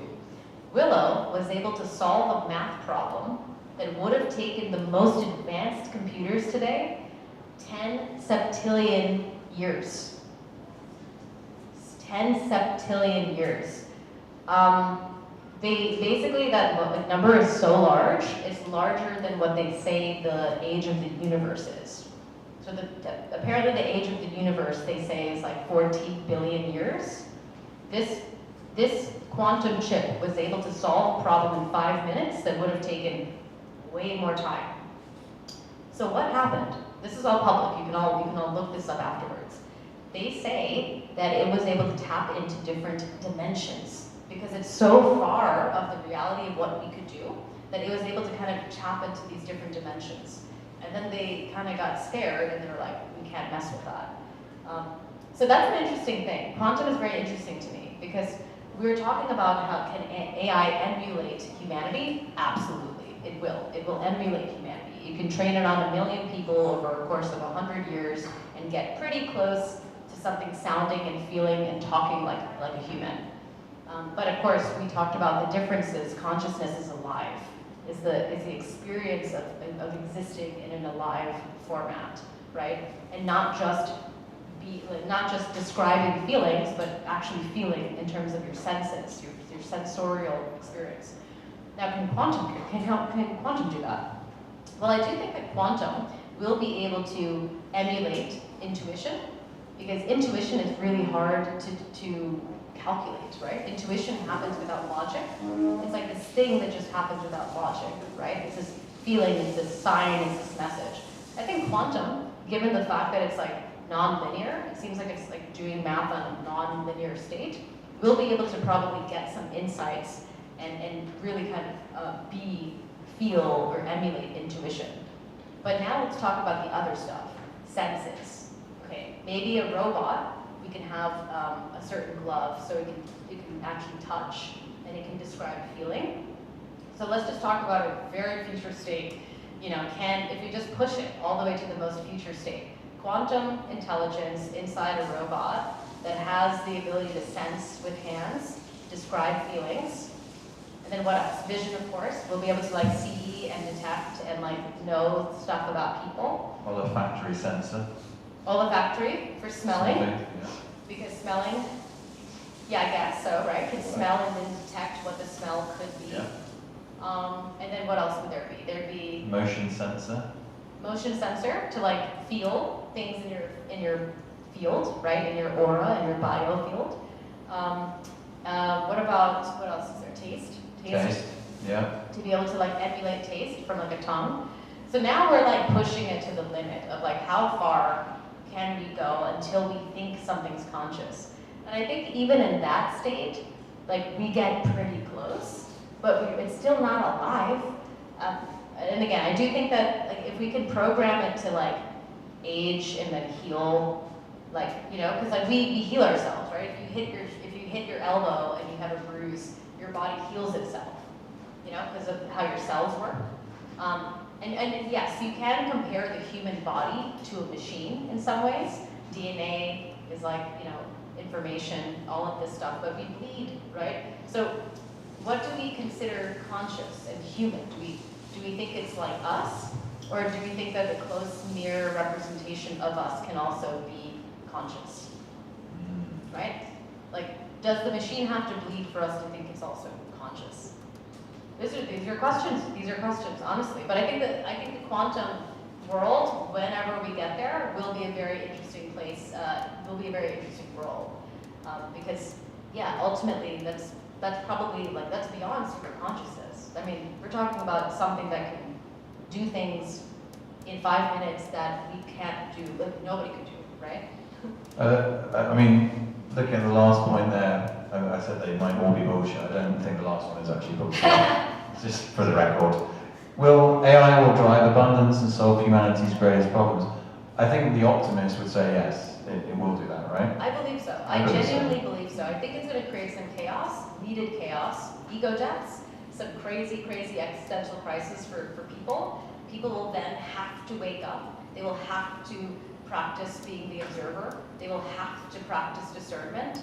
Like, yeah, you can't take everything for face value. You have to kind of feel it. You have to use the sixth sense, the seventh sense, the eighth sense. If you look at humans and people, there are exceptional human beings. There are people that have a psychic ability, right? These other senses. There are people that have a clairvoyance, a clairsentience. There are people today that can do that. Just because we cannot doesn't mean that it's not real. So we should look at those humans as models for what we will be able to start to understand. So I do think that AI at its full potential will ultimately lead us there, but it's going to take time. It's really going to take time. The whole thing about, you know, it's going to happen in 3 years, 4 years, 5 years, it's not true, because look at it from when AI really started to come out in 2021, like more so, Popular, yeah. more and more popular in 2021, and we're here. We're halfway through 2026, right? And so it's still doing dumb things when I'm working with it. So it's going to take time. And I think that the more we have these conversations that are kind of different, right? These are different types of conversations that we probably haven't had a lot in, you know, tech and consciousness. We need to. This is the time to do it, because I think the more we can kind of motivate each other on waking up all of our other senses, the more we realize what it is to actually be human, and how this was always the real thing, and how this is just going to help take away things that should be outsourced. But yeah, we're going to have to go through some character development from now until then, which is fun. There's a brilliant piece of film on YouTube, actually, and you can look it up, with Herbie Hancock, the musician, and Quincy Jones, Michael Jackson's producer. And they're plugging, it's like 40 years ago, and they're plugging in one of the first like Fairlights, which was an amazing keyboard that could do stuff that hadn't been done before. And it's really interesting watching these two virtuoso musicians look at this piece of technology that's suddenly playing things for them. And they're just arguing about it. It's really real. And Herbie Hancock goes to Quincy Jones, you know, everyone says like the machine did it, but we got to program it. We're the ones who program it. It's not the machine doing it. We're the ones who program it. And the last thing they finish with, well, we can always pull the plug out, right? So if it all goes really wrong, we can just switch these things off and go back to being old-fashioned humans, right? But we probably won't. We probably won't. But now I think let's open up the conversation. Let's open up the conversation. We'd love to hear literally comments, reactions, thoughts, questions. Yeah. Should we like Yeah, let's run around with a mic. Who's got a question? Come on, someone be brave. Or thoughts? Sonny, you look like you got a question. I have a lot. I feel that many of the things actually took a picture because actually, yes, these are the twin narratives out there which are actually scaring me. Thank you very much. Corrected. I'm just saying that those 10 points are very, very true. That is the narrative out there. When you say it's all bullshit, don't you think it's a little positive? Environment, data centers. Also, they say, Elon Musk said there will be social unrest in the next couple of years. And coming to your point, you say consciousness doesn't exist, and what is AGI? So I have a few questions. I think things are going to get pretty fucked up in the next couple of years, in my opinion. Yeah, we never said that it wouldn't. In fact, it will. It will be chaotic over the next decade. Are we resisting the change? Right? I think that the bigger question is, so what? There's going to be massive change, but so what? How are we going to? We're going to go through it all together. So I don't think that anyone should. We're not going to say that it's not going to happen. Right? There's going to be massive unemployment. There's going to be a shift with how people live their life. They're going to now think about what decisions they want to do, where they want to live, what government they want to be part of, what companies they want to support. And that's a good thing. These are good things. These actually point the questions more so at us than so at them. Because yes, there have been revolutions, right? Where like a country has had, let's just use a simple example, dictatorship country. Many countries have been able to overthrow their government, but how do they do it? Not usually through, of course there's like violence and force and this, but what really ultimately did it was just a complete sentiment shift. People just changed the way that they wanted to engage. So we have to have a collective understanding, one, that we can actually affect our own lives and we can make these decisions. But I think it would be foolish, I agree, to not say that yes, there will be disruption. There will be massive disruption. But I just don't think that's a bad thing. I just don't think that that needs to be an end-all, be-all. We don't have to stop there. We can say, okay, we're going to go through a change, but we're going to be able to get out of it. And we have more options than what is being told to us. And I think that's our responsibility as people that are building with AI, is to remind people that they have options. Awesome. Any other questions from anyone? Thank you. So first of all, we would like to thank you for the session today. So I have been admit that I'm using AI a lot, asking questions, but I still asking people also questions to like, is this an important thing to improve myself? And today's question is, I have been hearing the sentence that after the advancement of AI technology, human will be the next bottleneck of AI. And I would like to know, what do you think about this term? Thank you. The next one. Human is the next bottleneck of AI. Bottleneck, okay. Oh, so that's an interesting question. That's a good question. So basically, we would be getting in the way of the machine, essentially. Well, that's a very interesting concept. I think, again, and this is partly answering your question as well, Sonny. The reason I said I think a lot of that is bullshit sometimes is because we still have the ability to change things, right? So none of us in this room have to do something we don't want to do, right? If I told you all to stand on 1 foot now, you'd all just go, no, right? Oh, maybe. And that on a macro level is the important thing. So if the whole world goes AI, right, which let's say 80% of it assumes the usage of AI systems and it takes over workflows, etc., etc., etc. I don't think we become the bottleneck. I think we become the control gauge. We become the guardrails. We still have to manage these systems because otherwise you do potentially lose control. So I think perhaps even the question is not something we should assume is going to be the future, because that's assuming that humans are inferior to the machines that we built to do things in the first place, and I would say it's the other way around. So I think we always need to remember We build the machines, not the other way around. And we need to maintain that control. Yeah, I would add on to that, which is, what are we good at, and what are the machines good at, and how do we get, how do we actually empower the best case scenario for everybody, right? So they're going to be more intelligent than us, right? They're going to be more intelligent than us. There are, obviously. They don't have a brain that functions the way that we do. We have a brain, and 10% of our brain is what we use, right? 10% of our brain is like what we actually are trying to save right now. But we have all this other capacities and all these other things, so I think so. I think that humans could potentially be the bottleneck if we try to compare ourselves intelligently, like my intelligence, your intelligence. It's just not going to happen. We have to allow for space that, like, maybe there's a blind spot. Maybe our blind spot, we're the bottleneck for ourselves right now. I think so. I think that humans are the bottleneck for themselves right now.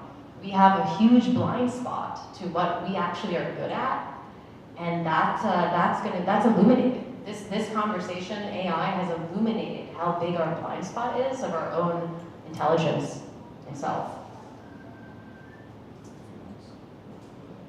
Anyone else? Let's keep going.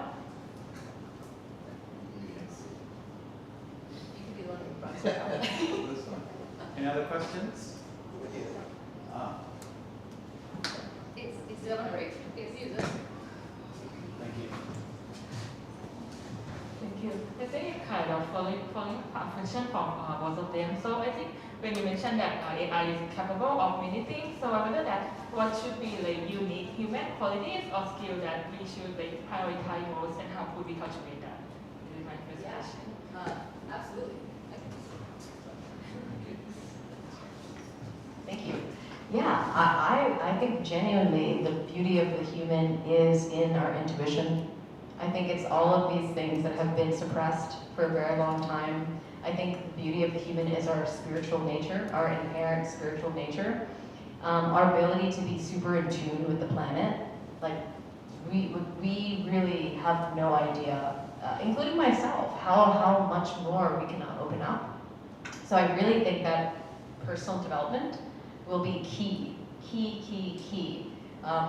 We have to cultivate us opening up ourselves. We have to open our senses up. We have to really deal with our triggers, our traumas, our defense mechanisms, all of these silly things that we all have.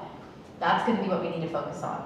It's not selfish to go inwards. In fact, like, the whole point of spirituality is to go inwards to then feel extremely connected to everything around us.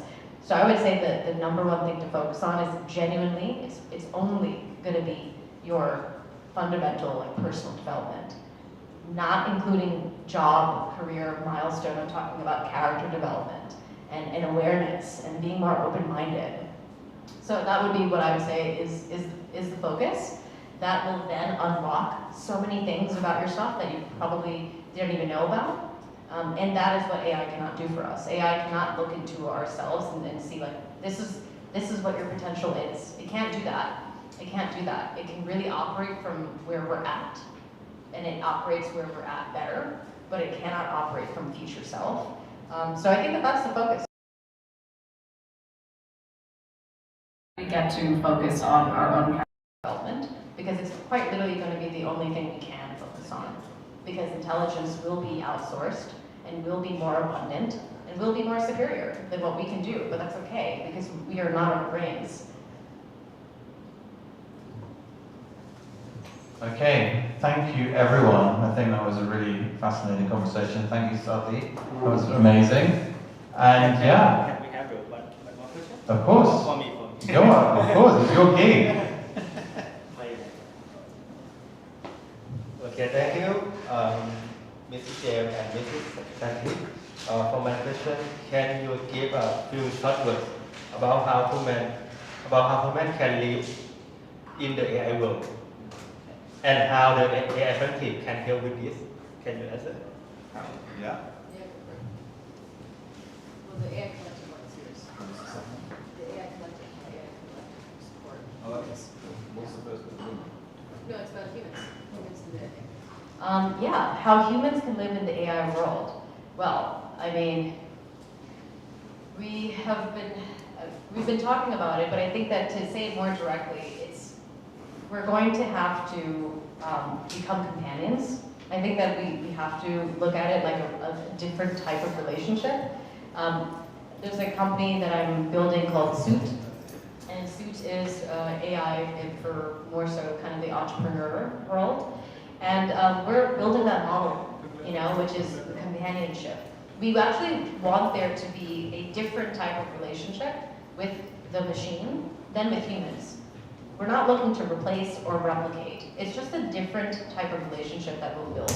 So I do think that the answer for what does it look like? It looks like a relationship, but a different type of relationship. It's really, it could be your confidant, it could be, again, the person, not the person, right? We have to like watch our language, but the agent that really kind of supports our life.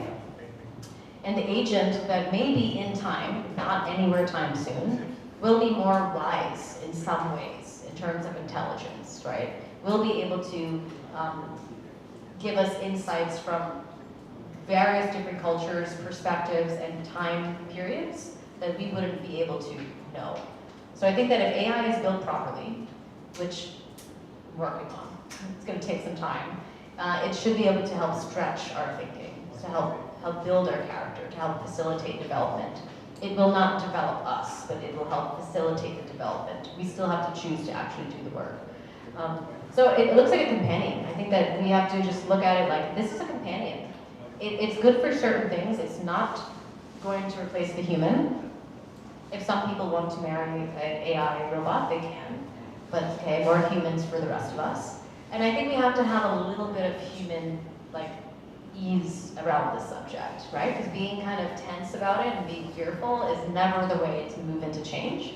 So we're going through this together. We can have some fun with it as we go, but the best relationship in the future, the best outcome would be a companionship. Excellent. So how can the AI collective help you be more human, but also help you, with your AI journey?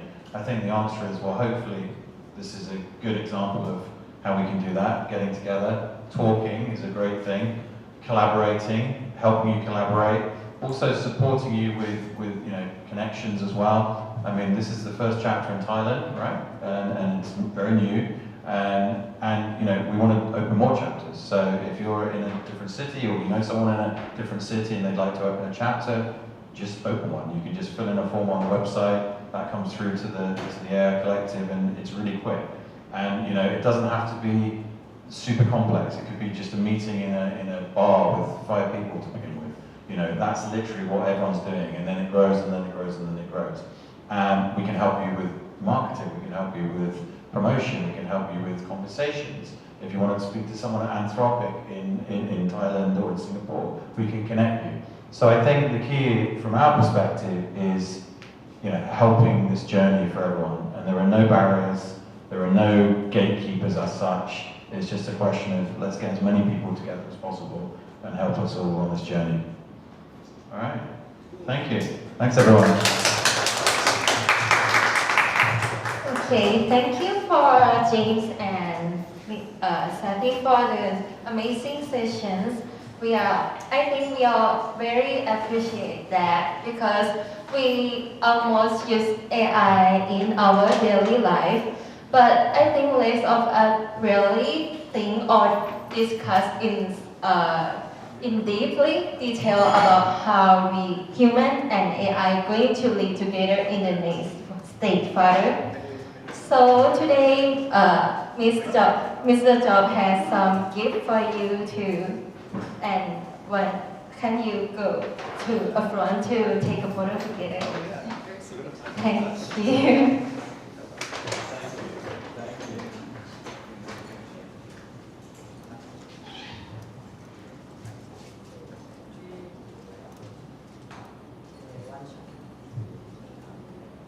One, two, three.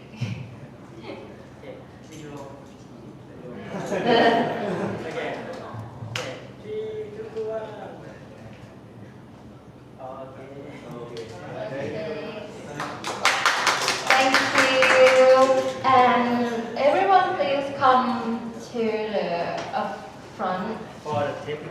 take a photo together?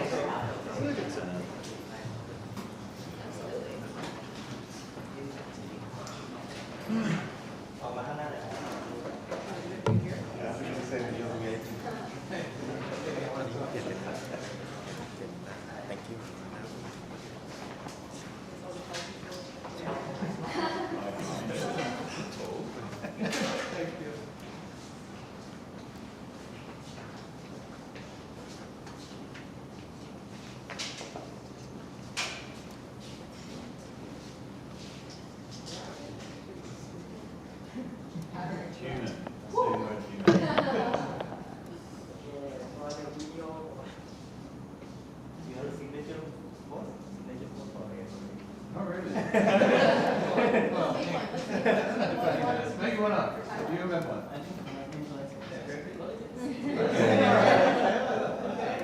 Okay. งั้นหลังเราพูดด้วยอะไร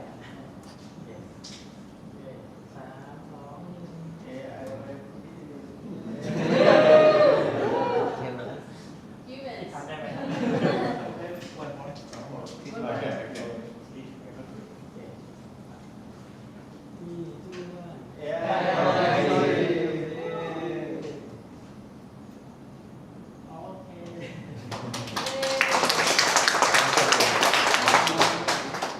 Thank you everyone for showing up. This is awesome. This is the first step. What's your plan for the evening?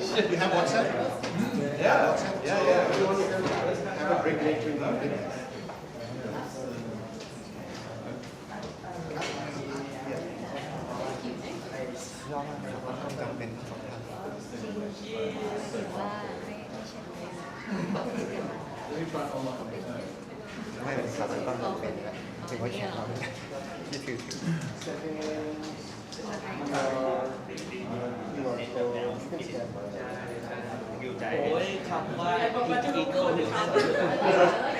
Yes. Around 6 o'clock. You can manage so you will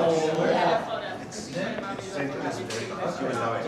You have a nice tomorrow. In the evening, yeah, we can celebrate your birthday. Yeah, perfect. So I'll wait for your WhatsApp. And then I'll Wait them to be those who want everything.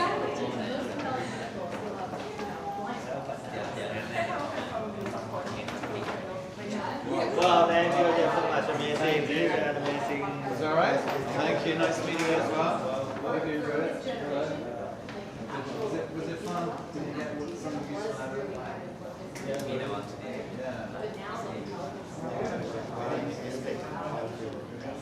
not only just thinking about it. No.